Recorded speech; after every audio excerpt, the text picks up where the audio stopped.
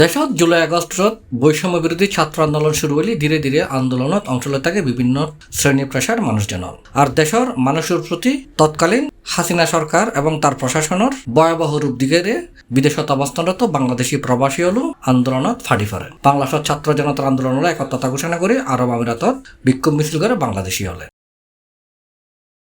আগস্টের 2 তারিখ ওই মিছিলতুন বাংলাদেশের গ্রেফতার করে আমিরাতর পুলিশে। তার মধ্যে একজন হল চট্টগ্রামের আনোয়ারা উপজেলার বলখালী গ্রামের প্রবাসী মোহাম্মদ নঈমুদ্দিন। দীর্ঘ 5 মাস কারাভোগ গড়িয়ে 13 ডিসেম্বরের 30 তারিখ সোমবার দেশত আসি।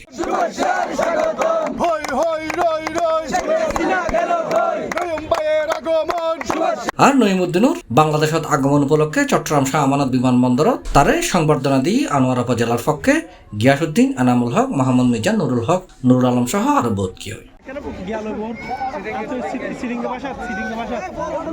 দীর্ঘ 5 মাস কারাবাসতুন ফেরত আইরে অন্তর্বর্তীকালীন সরকারের পাশাপাশি বিএনপির কেন্দ্রীয় নেতা মীর হেলাল এবং আনোয়ারা উপজেলা বিএনপির সদস্য সচিব লায়ন মোহাম্মদ হেলাল উদ্দিনেরই ধন্যবাদ ও কৃতজ্ঞতা জানাই নাইম। তে হই তারার আন্তরিক প্রচেষ্টায় কারাবাসতুন মুক্তি পাইতে। তোরা সরকার হয়ে তোরা দিক জঙ্গি, তোরা জমাত, তোরা আইএস, তোরা বিএনপি, তোরা সাইদ হিসাবে সাপোর্ট করস, তোরা কি হতে ওই মিজানুর রহমান আজহারি সাপোর্ট করস, তোরা তারিক জিয়া সাপোর্ট করস। আর উচিত বলতে একদম আর দুনিয়ার যে ফিরে এসছুম জানি তোর সামনে যে হতা হয় ইয়ে না তুন আসিল তো ফতন হই বিভিন্ন মাধ্যমে আরও জানি থেকে আল্লাহ বালা আচরণ করি, তারা বালা খানার বার্তা দিই, এরপরে বালা ব্যবহার করি।